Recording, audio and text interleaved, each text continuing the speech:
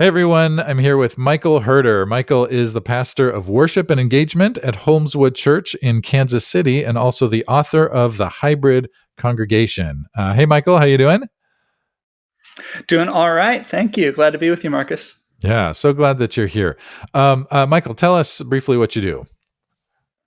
Yeah, so you mentioned I'm pastor of worship and engagement at a church in Kansas City. So I lead music, lead the music ministry, choir, handbells, worship on Sundays, occasionally preach and work in other areas around helping folks connect with the church and find community and belonging. Awesome. And then I also did a PhD in church music at Baylor University, and my dissertation kind of led into this book. Yeah, awesome. And the book, The Hybrid Congregation, well, just to yeah, here's my brief summary. Basically, it talks about the challenges of integrating new technology, especially post-COVID or since COVID started, Zoom and YouTube and all these things. How to integrate that into worship and can it be meaningful? So that's my real quick sort of summary. But let me ask you, like, from your perspective, what's the problem or the challenge that you're addressing with your book, The Hybrid Congregation? Yeah, so kind of to put it in context, I would say the challenge and the problem is that over the past several decades, we've been in the early stages of what might be called a technological revolution. Mhm. The internet became an important part of how our world operates. So the changes brought about by that technological revolution were accelerated by the COVID-19 pandemic. You know, when Mhm. things shut down, everything was happening on Zoom now. So a lot of rapid change that forced churches to really adapt very quickly in Yeah. ways that we were unprepared for. So church Yeah. and society were changing and are still facing shifts that I would say are on the order of magnitude of the printing press. Like I think Mm. it's that large of a thing that we're in the beginning stages of. Who knows what the coming decades and century will bring as we adapt to that. Yeah. Um, so these technologies and modes of communication are changing, and I think that has implications for many areas of our life, including faith. So Yeah. in 2020, when the pandemic hit, I was beginning a ministry role leading music at a church and also Mhm. starting my PhD in church music studies. So I Yeah. was at this interesting intersection Mm. of needing to just do something on Sunday and also being asked through my coursework to reflect more deeply on theology and philosophy around worship. So it seemed to me like many churches and ministers, including myself, were really struggling to make sense of the rapid change that we were facing. Yeah. So we needed more theological resources and language for what Yeah. we were experiencing. And we also needed time to step back and look at the larger picture. But it's really hard to do that when you're in the trenches of ministry week in and week Yeah. out. So Yeah. this book kind of came out of that research as I was learning about the history of the church and technology, about the internet in particular, and about what a worshiping community might look like in the Yeah. 21st century. Yeah. So, my hope is that the book provides some useful and thought provoking insights for ministers as we look ahead to the future of the church, not really giving quick tips on growing an online ministry or telling churches they should do this or shouldn't do that. But I wanted to kind of enter into a conversation that is already Yeah. ongoing and contribute something to that conversation. Yeah. Yeah. That's great. And so I'm curious. So you said you were working at the church when COVID hit. Is that right? Yeah, yeah. So at a Okay. different church at the time, back when I was Okay. at Baylor University in Waco, Texas. So I was at a church in Waco at that Okay. time. And what did you guys do? Because everybody was trying to figure it out in the Yeah, moment. Like when you guys were like, all of us were like, okay, well, we're going to take 1 or 2 weeks off, right? We're gonna just not meet for a week or right. two, and then it got longer and longer. All of a sudden, we're like, okay, we don't know when we're hmm coming back. How did you guys navigate that? Yeah, it really was that kind of shift of expectations of Uh first huh. thinking, okay, this is 1 week, maybe two, maybe three. We're going to just take a pause and then jump back into it. And then pretty quickly, I think with a lot of people realized this isn't just 2 or 3 weeks. This is Yeah. a big change that we're facing, and we need to figure out what we're going to do. And it's not enough to just sit on our hands and wait. But it was really that kind of clumsy stop and start figuring out what to do of, well, let's put a tablet or a phone camera on a stand in front of the pulpit and we'll lead worship to an empty sanctuary. And, that was what it looked like for a while. It was something, some churches were already doing a lot online, but we were not. We were, relatively small church, and it was all a new world to us. Yep. So we were learning a lot of things, trying to do a lot of things they never taught me in seminary, and just trying to figure out what do we do to care for our people in the midst. It's a challenging time to do ministry at that time, but also really important to be able to come alongside our congregants and to connect as we could as we were being isolated and experiencing all this crisis. Yeah. And I'm remembering like what we did as well. And I'm sure everyone who's listening is thinking about what they did if they're a pastor, or even were just in a church, or maybe on a leadership team in the church, trying to figure out what do we do? Everyone's thinking about that right now. Like for us, I actually was at a small rural church that was about 2 hours from where I live. And so I didn't go to the church to do anything. I literally set up a camera on my desk and just gave my sermon via YouTube, and our music guy recorded a couple of songs and he sent them to me, and then I just threw them together and posted them, basically scheduled them to go live when church would normally start, so everybody could watch. And then I'm curious, what about communion? That was something that we all had to wrestle with theologically. How do we do communion when we're not together? What did you guys do? Yeah, I'm trying to remember. I think there was definitely a time where we didn't have communion for a good long while. But I think at that church and also at my current church, obviously this depends on theological tradition and denomination, kind of how people understand the sacraments and ordinances. But being in a Baptist tradition myself and in local congregations that took a symbolic view of communion, the staffs that I have worked with have been comfortable saying, we're going to celebrate here as you're able, find food in your home and participate with us, even as we are sharing this across distance. So that's been how my particular churches and denomination have navigated that, but it's going to vary based on that tradition. That's a good point. Yeah, we did the same thing. We're Presbyterian, so we have kind of the more symbolic view of communion. And just said, grab some bread and something to drink. If you don't have wine or grape juice, excuse me, that's okay. God is in it with us, whatever we got. That's how I kind of presented it. So those are some of the things, right, that we had to figure out. We had to figure out how to do children's ministry, and some kids, some churches, right, tried to get kids together on Zoom and that kind of thing. Wow. You say that like you have experience with that, or no, or what do you think? No, I'm just imagining what chaos that might ensue of trying to manage that, and it's probably very different now based on kids experiencing education so much through digital technologies as well, and so there's probably more a lot of the kids were more confident with the technology than their Sunday school teachers or children's pastors. But one of those. Well, and interestingly, a lot of us have gone back to live. I mean, probably all of us have gone back to live and in person with no restrictions or anything like that, right?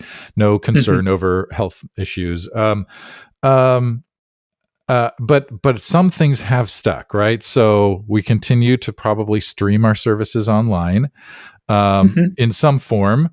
But then also, like in my experience, like we do most of our meetings online now, our board meetings, or our committee meetings, or even I'm on a presbytery committee. I used to have to drive somewhere for a meeting, if and then go back. But now we just do everything via Zoom, and it's great.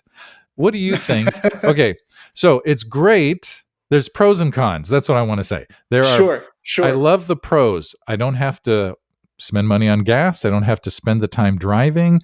When I'm done with the meeting, I'm in my house or in my office or wherever it might be, right? I don't have to, it's just so convenient. But there are some things that are lost, and that's sort of the the personal Mm-hmm. part of it. So maybe talk about that. What have we gained and what have we lost? Yeah, I think it's an interesting kind of parallel to think about how this played out in the workplace, because Mm, outside of those of us who work in the church, yeah, there was that shift to yeah, work on Zoom, work remotely, all that, and then kind of over time, this negotiation of, well, but we do want to be back in the office yeah. to some degree, and it varies on the Hmm. sector and the given company, but yeah, there is that need for kind of the incidental human interactions Yeah, that happen when you're sharing an office space yeah, with someone. And I think those are valuable. And also, there's a lot of, value for folks in terms of being able to participate in meetings that are more convenient, or they might not yeah, be able to. yeah. I've even, heard of and talked with churches that ended up deciding, you know what, while we have had this church building for decades, and this is what we're used to, Hmm. our particular congregation is maybe better as a primarily online space. I've Hmm.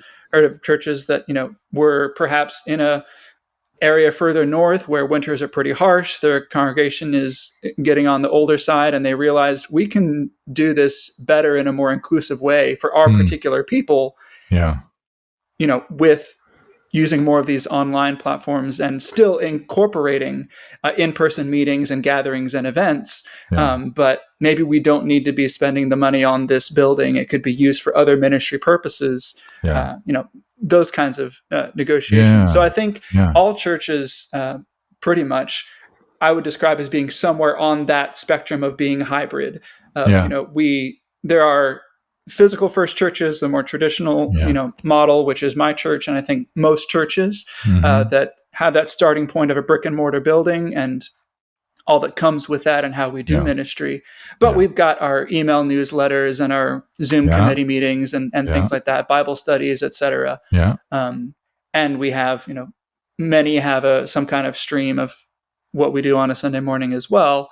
yeah, Um, there are churches that don't do any of that using digital yeah, technology, but they're the exception rather than the rule. yeah, And then on the other extreme, there's what I would call digital first expressions of church that are starting with connections made online, maybe people yeah, scattered across space. And then those people can, over time, build relationships and connections and may choose to come together, in physical space and yeah, make those relationships face to face as well.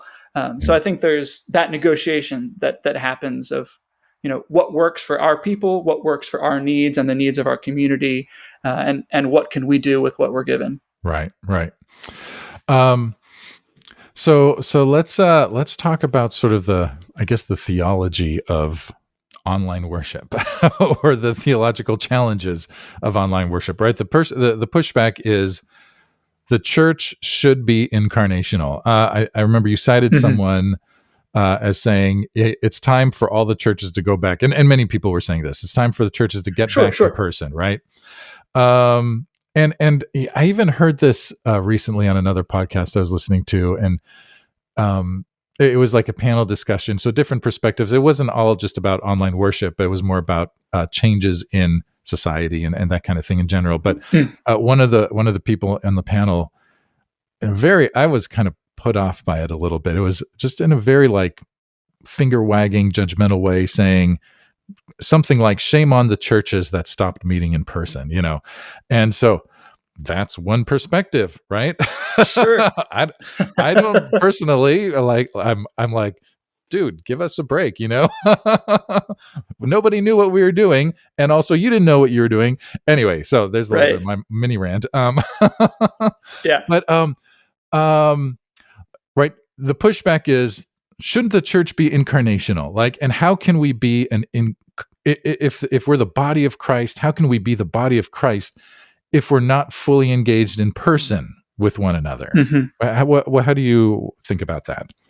Yeah. I mean, should the church be incarnational? Yes, it should. So, as you would probably expect, I've heard a version of this question or objection, Yeah, a fair number of times, and I do think the subtext is usually something along the lines of the Christian faith is about incarnation, God putting on flesh and moving into the neighborhood, but digital media seem to be counter to that. So maybe the church should just kind of stay away from the internet. Mm. And I hear Mm. that, but I also think about the ways that Christ's incarnation and the growth of the church interacted with the technologies of the first century. Mm. So Jesus came during the reign of the Roman Empire, which was evil and violent and oppressive in many Mhm. ways. But that same Roman Empire built a system of incredible roads and Mm. architecture and cities, all of which are technologies. Yeah. So the early church grew and thrived, and the word of God spread partly because it used those roads. And Yeah. the epistles are the lion's share of the New Testament, letters sent to those churches. And we don't think of those letters as disembodied or non-incarnational. So Mhm. the technology of written language and the technology of the Roman roads were used by God for the building of the kingdom. So Yeah. I think of that as kind of a helpful metaphor for what we're facing today. Mhm. People's everyday lives include online and offline interactions and realities. And I Yeah. believe God cares about both.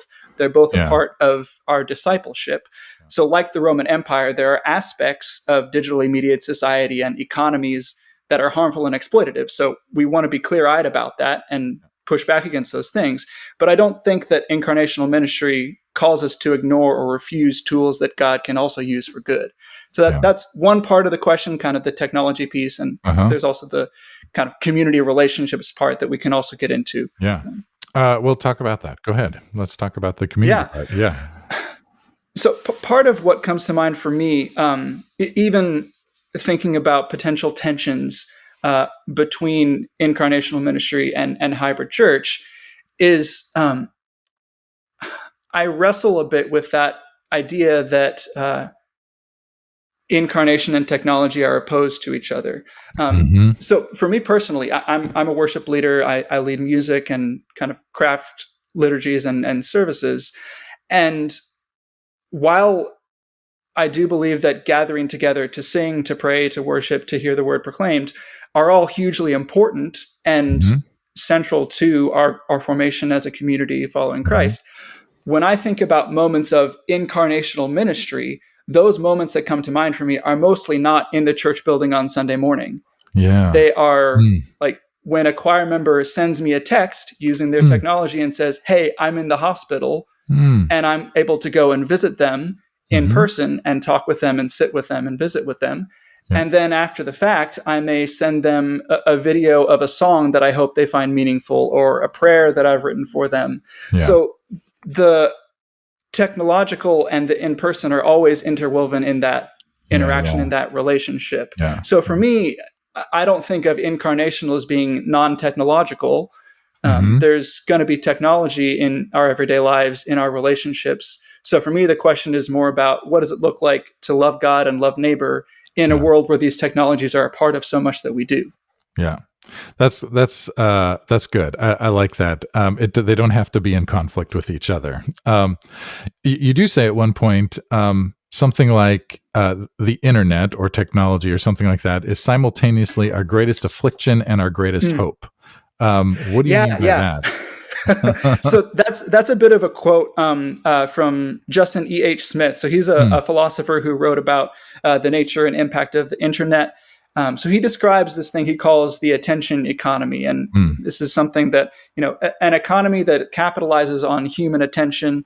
There's this constant bombardment of incendiary content, monetized preoccupation and distraction that kind of threatens our focus and our humanity and alienates us and leads to objectification. And so I think that is a part of what Justin Smith is talking about Mhm. there. And I think that's an important thing for us to consider, that I don't think churches and online ministry should be trying to compete to win at the attention economy game. Yeah. I think we should be doing something different to try to use internet technologies, online platforms in ways that are productively formative for human attention, which I Hmm. think is part of what worship is, directing our Mm. attention towards God in a way that transforms us. Yeah. So I think that's part of that idea of affliction and hope through the internet, is that there is potential to use these technologies for good, even though the predominant economic model of how they operate Yeah. is destructive or exploitative. Mm. So Smith writes the greatest hope, and I, from my perspective as a minister, would come back to say, well, our hope as believers Yeah. is in God, Yeah. but I believe and hope that God is present and active in the world, and that Yeah. includes through technologies, Yeah. and the ways that God can use those things. So I think where there's hope is that sense that the internet has these problems, but as we talked about the pros and cons before, there's also a lot of opportunity for meaningful connection and collaboration and building relationships that we Yeah. couldn't Yeah. before. And those are things that we can Yeah. lean into and build on in positive ways, hopefully. Yeah. Um, I think many of us today, and I guess maybe I should just speak for myself, like at the church that I'm serving right now, basically the way we use online media, the internet, we don't really use it for worship. We stream the sermon and then we post the sermon, and that's about it. Mm-hmm. Part of the challenge, and you kind of get into this, and maybe we can come back to this in a sec when I finish my whole little question here. But but music is hard to do online. Mm-hmm. And it doesn't sound very good, for one thing. Like, it's one thing to be just a person talking. You can basically sound okay, but like to mix a band or a singer and a piano or whatever, is it can be almost distracting if you don't do Mm-hmm. it somewhat well, right? So that's a challenge. Mm-hmm. So I think, anyway, that's part of the reason we don't stream the music part of our services, was because Yeah. we don't have the right person yet to say, I can take this on and make it sound half decent, Sure. Anyway, so that's a challenge. The other way that we use it is, like I've mentioned, for meetings, and that's great. You can use it even to watch YouTube videos, watch a speaker or watch a lesson and then discuss, and in person. We have some Bible studies that I think have done that. So anyway, Mm-hmm. so those are some of the ways that we use it. You do talk about music and worship and doing that online, which I think for many of us is sort of outside the range of what we can really imagine working well. Mm-hmm. And I think interpassivity, that's a word that you used a lot. Maybe that fits into Sure. this. Talk about interpassivity, which I thought was interesting, and Sure. worshiping online. Like, can we really do that? Yeah. Yeah. So, yeah, I guess I'll talk about the interpassivity piece first, and then we can kind of come back to the more holistic, what is worship practices, those things look like in an online or hybrid space.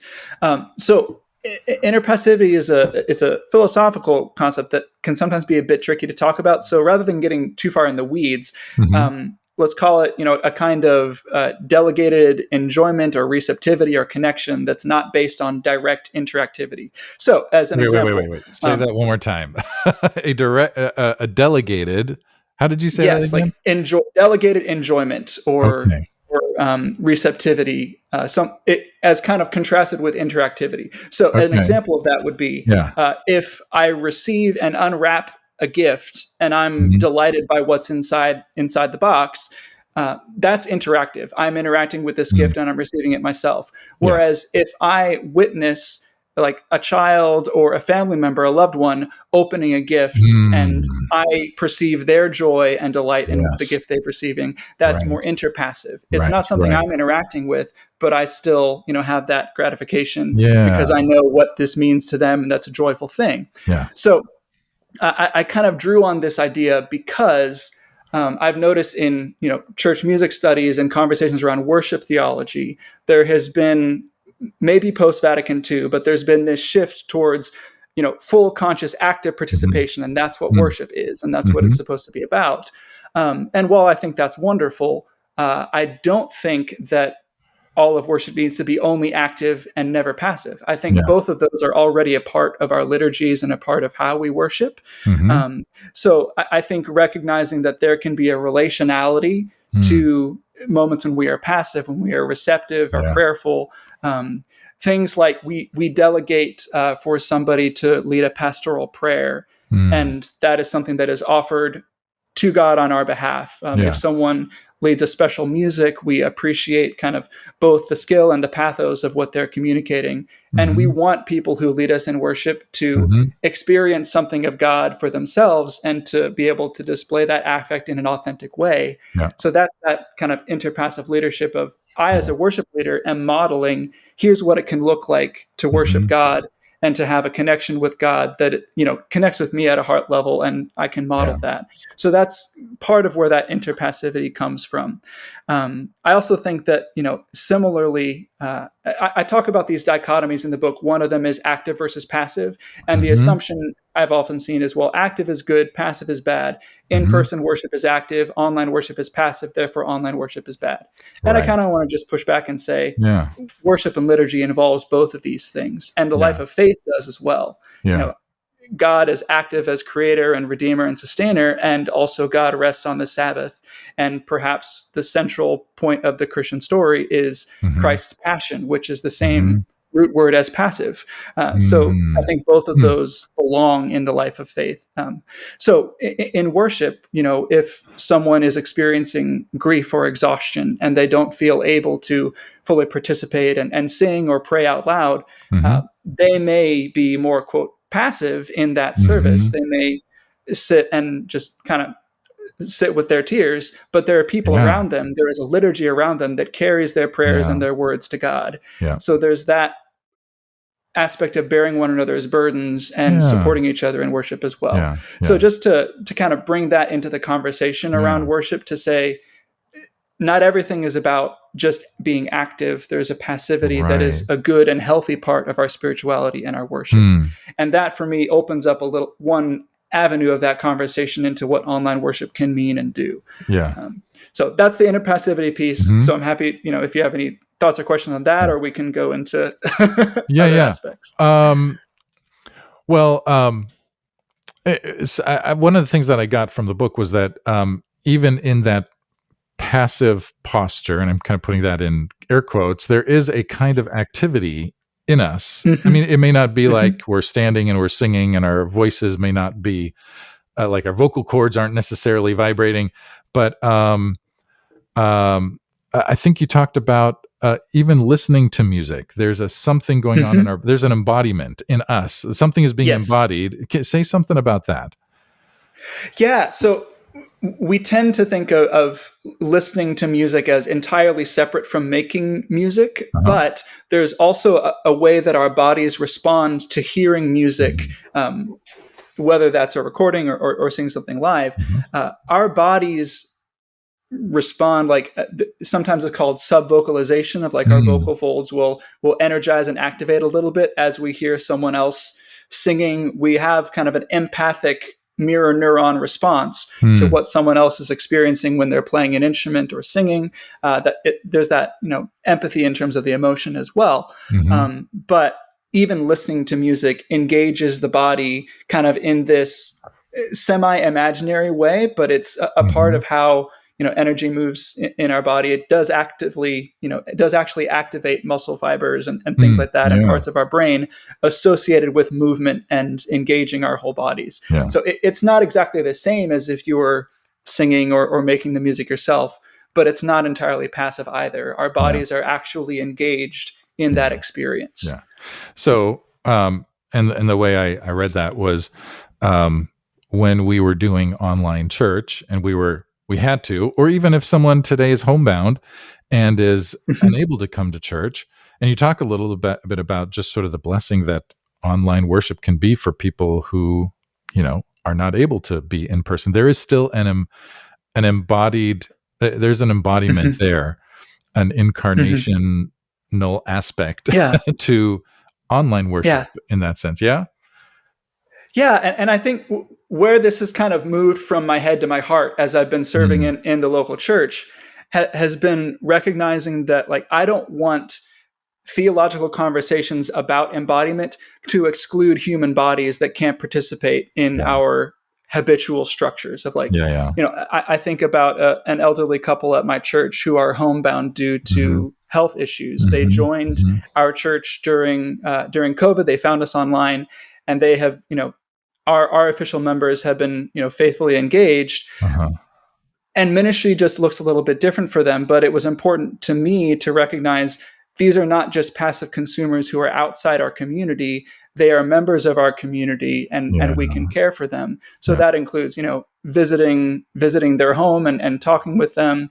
Our deacons have accompanied them for surgeries and things like that. I've Mm. gotten to go spend time with them and record a video of a testimony or a call to worship Mm. that they might share. And then they can actually be a part of our service in the sanctuary on Sunday Mm. as well. And that to me isn't, that's a positive for our community that are there in person as well. They feel that sense of connection to people outside the walls of the church. And that's meaningful and encouraging. So Yeah. I have this kind of protective feeling of there are people that I love that Yeah. engage with the church through this Yeah. means, and it can be meaningful. And I've been edified and encouraged by that as well. Yeah. I think that's I think that's really meaningful. And I think it's one of the reasons why, I mean, there's always some resistance to new technology, right? And Mhm. and let's talk about AI for a second. You said you did most of your research before AI really came on the scene, but let me just see if you Mhm. have any thoughts about AI. Wow. Yeah, it's very much like it's interesting for me to be in a position where I've been researching and writing and not asking people to uncritically accept things like social media and online worship, Mhm. but wanting to present the possible goods that can come of that. Mhm. Um, and having done more of that research, I'll admit I've not done academic research on AI particularly. Yeah. I have colleagues who have done more of that, and Yeah. they've shared some really fascinating things. And I think at this point, I am more aware of some of the larger structural or economic problems, Mm. cultural problems with AI in terms of, how is this impacting um, in terms of energy and ecology and Mm. infrastructure? What communities Yeah. does this displace and Mm. impact on all those things? So there's ethical questions Yeah. about that from a systems level, but then also on the kind of practical use of it level. Yeah. AI can write beautiful prayers and liturgies, and I find myself hesitant to use it for those Yeah. purposes. Yeah. Yeah. And for me personally, like I don't cast aspersions at people who use an AI to help write a responsive prayer or liturgy, Sure. something like that. I don't Sure. necessarily mind that. But for me, doing that writing is a spiritual practice that I find meaningful. So Yeah. I don't want to outsource that, my Yeah. Yeah. my Yeah. prayer life, my Yeah. spiritual Yeah. formation to that. Um, I don't really know what to think about Yeah. AI in the long term. Yeah. Who knows if the kind of economic and corporate interest in it is maybe Yeah. overblown, or Yeah. what it will come to, Yeah. what jobs will be wiped out of existence and what won't. Yeah. Yeah. Yeah. Yeah, I mean, it poses a lot of important, I think, ethical questions, Yeah. but I don't feel like I have answers for that yet. Yeah. Yeah. Yeah. Well, that's all we have to say today. Necessary. We don't have to go deeper than that because the reality is we don't. It's almost like COVID. We don't really know yet, right? When COVID started, we didn't Yeah. really know what was going to happen or how this would unfold or the impact that it would have. And it's kind of the same with AI. We're learning on the fly. We're trying stuff out, right? Experimenting. Mm-hmm. Kind of. Sometimes you do something you're like, I feel a little bit guilty about this. Like you're describing, like maybe I shouldn't have used it in this way, or Yeah. I don't think you should use AI to write sermons, but maybe to research a sermon, right? If you know what you Sure. want to Just say. check those references are actually real. Yeah, and I'll give you an example of a way that I've used it. Years ago, someone said, just write down a bunch of stories from your own life. Like, just write them all down. Like, go through all the decades of your life and just try to remember little things and just write down these little stories. So I have a document with a bunch of stories. I haven't updated it for a few years, so I need to probably add a few more. But anyway, so if I only did this once, and I was like, oh, this is super helpful. Like, I had my sermon written. And I'm like, I need a story. Like it's too much information without like a nice story to kind of bring it together. So I copied and pasted my list of personal stories into AI. Here's my sermon. Here are a bunch of stories. Do you see any stories that might fit this sermon? And it said, oh, here are Yeah. 3 stories. This one might go with this section. This one might go with this section. This one. I was like, that's fantastic. And I had 2 stories, just Yeah. my own real stories. And I'm like, yeah. And I didn't have to read 10 pages worth of stories, to try to find it. It helped me find those stories in about 2 minutes. Yeah. So like that's the kind of thing that I think. And what that reminds me of actually is maybe the difference between closed AI and open AI, where like potentially the open AI is scouring the entire internet for whatever, and we can see as spell check is replaced with AI, it can kind of revert back to the mean of, well, the average person makes this spelling mistake, so the AI will too. Yeah. But I recently made a trip to Boston and got to visit a historic Black church where Frederick Douglass preached. And this museum had put up an AI Frederick Douglass. But the way they did it was a closed kind of data set where it was just fed Frederick Douglass's own writings. So that's all that was in the system. There's no, hallucinations or weird off the wall things coming out of it. So you can ask the AI, Frederick Douglass, what did you write about this? Or what did you say about this? Yeah. What did you think of Thomas Jefferson, et cetera? And then the AI can pull from, that library of specific material. And to me, give a much more, a much more authentic and respectable offering for us to consider.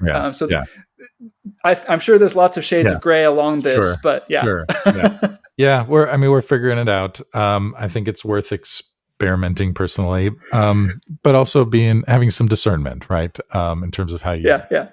Anyway, we could do a whole, maybe once you write that book, we'll talk about that. Oh no. Here's the last thing I want to just ask. So right, we talk a lot about adaptive leadership here at Church Leadership Institute, and online church was an adaptive change. Like it required adaptive leadership in order to adapt to a world that had been, just turned on its head when COVID hit. And I mean, for 100 years now, almost, maybe we can say 75 years. I mean, the church has been going through this era of rethinking how do we do church. I'm thinking like 1950s primarily mainline, and then you had like the Jesus people and the contemporary worship and just all these changes, TV evangelism and right, all these different new kinds of ways of doing church and worship, and now online worship. And you're always faced with competing values, right? Okay. We want to be incarnational. On the one hand, we want to be embodied with one another, but also, I'm giving an example, but also we want to be available for those who, for instance, can't be in person, right? Someone who's homebound. These are competing values, potentially. So I'm wondering, as you think about online worship, maybe specifically, what are some of the competing values that we are wrestling with? And have you seen any churches kind of effectively navigate those competing values? Yeah, I think for me, the big one that comes to mind is I feel a kind of deep tension between social media platforms that are built on kind of shallow engagement and attention economy and that kind of approach to the world, where the goal is how can we reach as many people as possible? How can we keep them from clicking away? How can we, get more likes, more shares?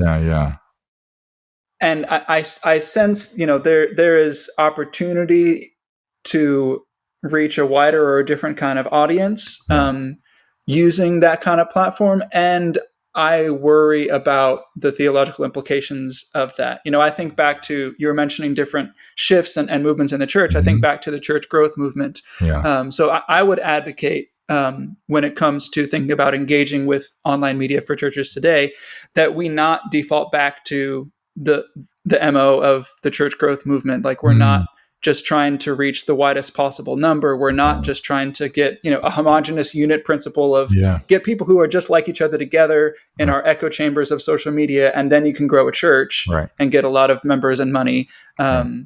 I, I think there's going to be a pull on churches in that direction, and that concerns Yeah. me. On the other hand, I think is back to that idea of liturgy and worship as Mm, formative, mhm. forming our minds, forming our attention, how we see the world. Yeah. I think church has something to offer there, and I think some of those offerings can be shared through this technology. Yeah. Yeah. So I feel that tension Yeah. between, we want to be able to connect with people, we want to be able to share good news with them, and also we don't want to fall into just Yeah. a soulless marketing ploy. Right. Right. And Yeah. there's the potential of the technology and the economic model Yeah. to tend that direction. Yeah. So Yeah. that's one of the primary Yeah. tensions that I see. I do think that churches that are using these technologies to, I think the good version of this, and this is kind of where I'm thinking currently, is taking a people first Mm, approach to the technology, mm. of not thinking, okay, what's the new technology and how can we capitalize on it? But instead, Yeah. who are our people? What is our Yeah. community? Yeah. Who are the people already connected with us in relationship? And who are people we hope to reach? And what makes Mm. sense for Mhm. our people, for our context, for our congregation to do as expressions of ministry? Yeah. Coming back to that question, how do we Yeah. love God and love neighbor Yeah. using the tools we have at hand? Yeah. Yeah. So for me, that's the corrective to, the Yeah. trying to go viral. That's good. That's good. And yeah, and that involves just ongoing learning and discernment, right? We're getting information, new information, like every day, in terms of how technology works and how it's being used and new Mhm. possibilities, and we're imagining new ways of using it every day. Anyway, I think all of that involves, in order to use it in the best way possible. I don't know if that's the best way to put it, but um, all right, we need to just keep learning, right? Keep learning together and trying stuff out. And yeah, let me just give you a last word. And if you were to give any words of encouragement or advice or something to pastor who's like, I'm trying to figure out how to do Yeah. this well, what would you say? Yeah, I think I would say, first and foremost, you are your people's pastor. Mm, They need you, and need you to just walk alongside them as they're going through this life that involves these new technologies, these mhm, new things. So it's primarily, I think, a question of pastoral relationship, of spiritual formation, of recognizing mhm. discipleship has bearing on Yeah, how we engage with these things, how we treat people, yeah, how we relate online. So that's, I think, my first thought. And then also, just there is value in being curious and open to learning new things and trying new approaches. And I yeah, think that's good. And also, you don't need to be beating yourself up to always use the newest technology. And, yeah. I think one of the other challenges of social media is it does breed comparison. And I think that's Mm, true for churches mhm. as well. There's the Yeah, assumption that every church should have a high production value right, stream, every church should be, right, reaching huge audiences. right. I don't think that's the purpose of the local church Yeah, necessarily. yeah, So yeah. stick to stick to the call, I agree. and love your people, Yeah, using the tools you have available that make sense for your congregation. yeah. I love that. Love that. Yeah. Michael, if people wanted to find out more about you and the work that you do, and where could they go? Yeah, so the book, The Hybrid Congregation, is available at InterVarsity Press Academic, so you can find it on IVP Press. It is also available on Amazon. You can get it in print, in Mhm. digital Kindle format. There's an audiobook version, so you can find it there. If you're curious about my church in Kansas City, it's Holmeswood Church, Holmes like Sherlock Holmes, Mhm. Holmeswood, and we're in South Kansas City area on the Missouri side. But would be happy to have conversations with folks. I've had one or two people, reach out saying, "Hey, I'm a digital church planter and would love to share with you about my ministry." Yeah. I love that kind of stuff. So would Yeah. love to talk with people about that, talk with people in, more traditional brick and mortar churches of Yeah. what they're experiencing, what they're trying, what works, what doesn't. Yeah. So the point of this book is to start a conversation. So I would love to have more of that. Ministers, scholars, curious lay people. Yeah. That's what Awesome. it's for. Awesome. Love it. Love it. Love it. Well, Michael, thank you for being here. Really grateful. And just thanks for all the good work you're doing. Thanks so much for having me, Marcus. Love this conversation.